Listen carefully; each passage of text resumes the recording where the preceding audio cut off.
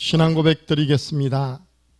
전능하사 천지를 만드신 하나님 아버지를 내가 믿사오며 그 외아들 우리 주 예수 그리스도를 믿사오니 이는 성령으로 잉태하사 동정녀 마리아에게 나시고 본디오 빌라도에게 고난을 받으사 십자가에 못 박혀 죽으시고 장사한 지 사흘 만에 죽은 자 가운데서 다시 살아나시며 하늘에 오르사 전능하신 하나님 우편에 앉아 계시다가 저리로서 산자와 죽은 자를 심판하러 오시리라.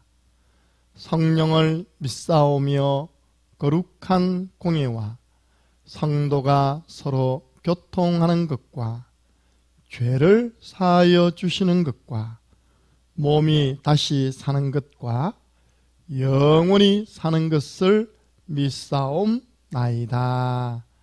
아멘. 찬송가 545장입니다.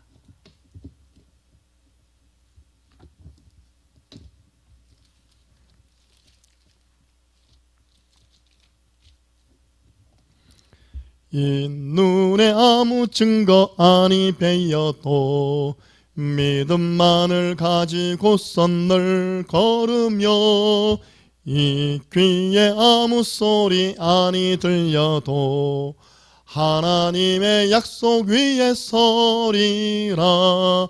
걸어가세 믿음 위에 서서 나가세 나가세 의심 버리고 걸어가세 믿음 위에 서서 눈과 귀에 아무 증거 없어도 이 눈이 보기에는 어떠하든지 이미 얻은 증거대로 늘 믿으며 이 마음에 의심 없이 살아갈 때에 우리 소원 주 안에서 이루리. 걸어가세 믿음 위에 서서 나가세 나가세 의심 버리고 걸어가세 믿음 위에 서서 눈과 귀에 아무 증거 없어도 주님의 거룩함을 두고 맹세한 주 하나님 아버지는 참 미쁘다. 그 귀한 모든 약속 믿는 자에게 능치 못할 무슨 일이 있을까. 걸어가세 믿음 위에 서서 나가세 나가세 의심 버리고 걸어가세 믿음 위에 서서 눈과 귀에 아무 증거 없어도. 아멘. 하나님 말씀 창세기 37장 11절입니다.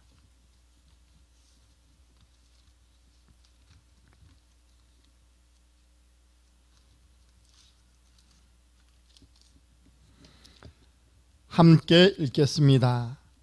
그의 형들은 시기하되 그의 아버지는 그 말을 간직해 두었더라. 아멘. 3월 16일 토요일, 정확한 언약을 가진 요셉. 그야말로 요셉은 CVDIP가 확실했습니다. 조상적부터 내려오던 언약, 메시아 사상, 그리스도, 우리를 창세기 3장 그 근본 문제에서 구원할 자, 기름 부음 받은 자, 그리스도, 여기에 대한 언약이 확실했습니다.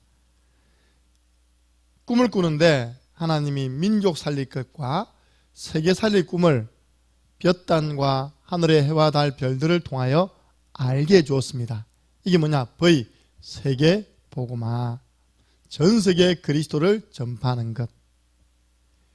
D. 그 속에서 요셉의 꿈. 그 속에서 요셉이 D.I. 기도. 그 P. 하나님이 요셉이 그 꿈을 이루는 축복을 누리도록 언약의 여정을 가게 하셨죠. 실천할 수밖에 없었죠. 그래서 오늘 요셉은 가장 정확한 언약을 가진 사람입니다.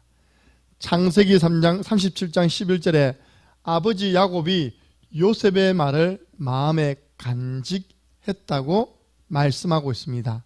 영어로는 keeping. 어떤 내용입니까? 요셉이 꾼 꿈 내용입니다.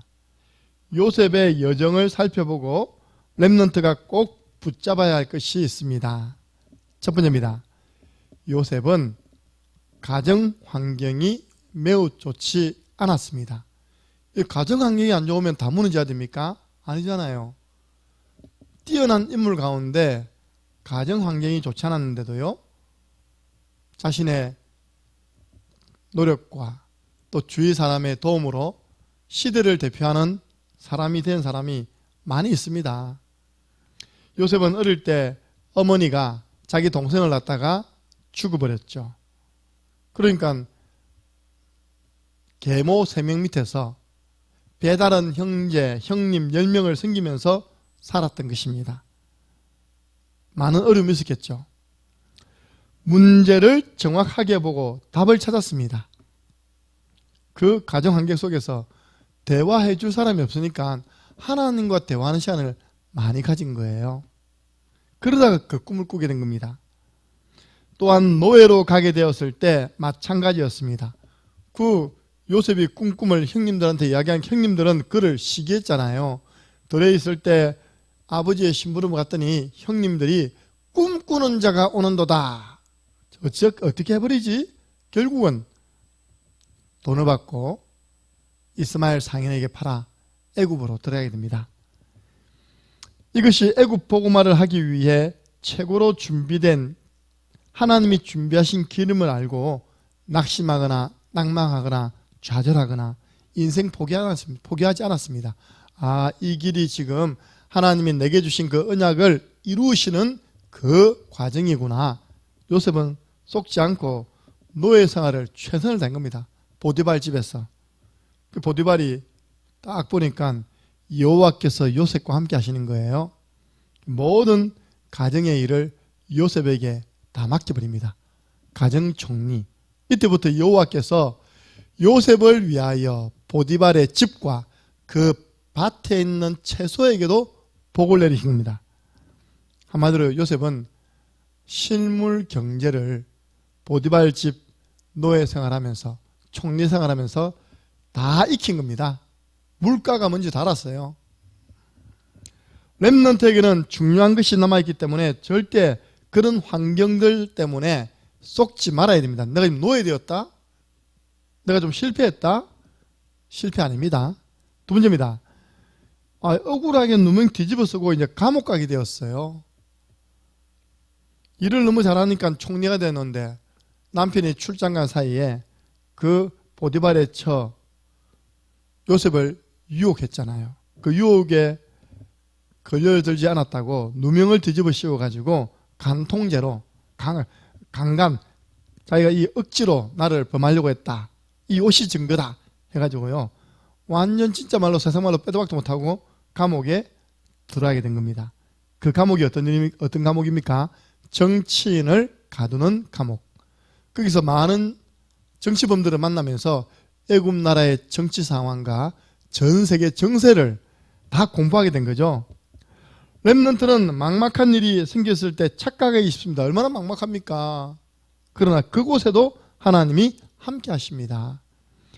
이때 가장 중요한 것을 누리면서 기다리는 것입니다. 언약 딱 잡고 기다리는 거예요. 거기서 어떤 일이 일어났습니까? 술 맡는 관원장, 떡 맡는 관원장을 만났죠. 꿈을 해석해 주니까 그대로 술 맡은 관원장은 복직되어지고 떡 맡은 관원장은 죽게 됩니다. 그때 처음으로 요셉이 인간적인 이야기를 합니다. 당신이 다시 복직되어질 때 나를 좀 기억해 주세요. 무슨 말입니까? 나를 좀 이 감옥에서 빼내주세요라고 했는데 성경은 이야기합니다. 술 맡은 관원장이 요셉을 잊어버렸더라. 누가 잊어버리겠습니까? 하나님이. 만약에 그때 술 맡은 관원장이요 기억 잘해가지고 어떤 수를 써서 그 청년 요셉을 빼냈다면요, 요셉은 평생 술 맡은 관원장의 조수가 돼가지고 술 맛보다가요 아마 잘못하면 알코올 중독 왔을 겁니다. 하나님 그것도 알시고 다 막은 겁니다. 이미 답이 났기 때문에 인본주의 쓸 필요가 없었습니다. 자신이 찾은 답을 누리면서 기다리면 됩니다. 우리는 언약 잡고 영원한 언약, 강단 언약 잡고 기도하면서 기다리면 됩니다. 세 번째입니다. 드디어 시간표가 온 겁니다. 요셉이 바로 왕 앞에 서게 되었죠. 바로 왕이 꿈을 꿨는데 너무 흉측한 꿈이라. 그런데 일어나 보니까 그 무슨 꿈인지도 모르고 그 꿈엔 해석도 안 돼요. 모든 나라의 장관들 불러서 내 꿈을 이야기해라. 그런 억지가 어디 있습니까? 그죠? 너희들 다 죽여버릴 것이다. 그때서야 술 맡은 관원장이 번쩍 머리에 떠오르기를 자기의 꿈을 해석해 준 그 감옥에 있는 청년 요셉을 추천하게 되었습니다. 요셉이 이제 모욕하고 수염 깎고 옷 딱 입고 바로 왕 앞에 섰죠. 절호의 시간표였죠. 네가 그렇게 꿈을 잘 해석하느냐? 아닙니다. 여호와께서 왕을 위하여 그 꿈을 알게 하시고 그 꿈 해석도 내게 알게 하실 것입니다.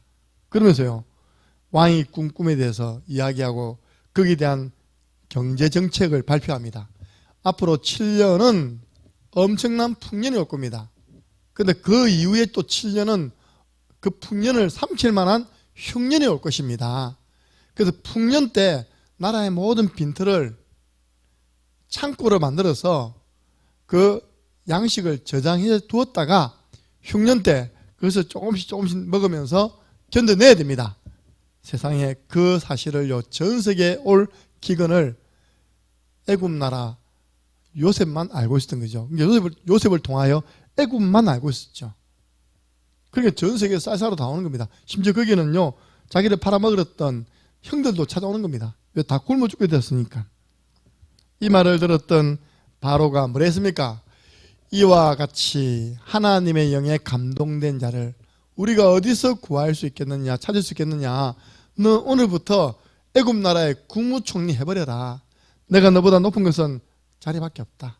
네가 다 해라. 네 허락 없이는 그 어떤 사람도 수족을 놀리지 못할 것이다. 손과 발을 놀리지 못하게 할 것이다. 모든 정권을 요셉에게 주었잖아요. 그때 이 애굽 이집트가요, 세계 최강대국이 된 겁니다. 지금도 미스터리, 세계 불가사의 그 바로 왕의 무덤인 피라미드는 지금도 어떻게 만들어진지 모릅니다. 어마어마하죠. 요셉은 이 시간표에 생색내지 않고 하나님을 전하였죠. 그 팔로 온 사람들에게 하나님 다 전했잖아요. 또 애굽 장관들과 왕에게도 여호와 하나님을 설명했습니다. 창세기 45장은 드디어 이제 형들이 왔잖아요.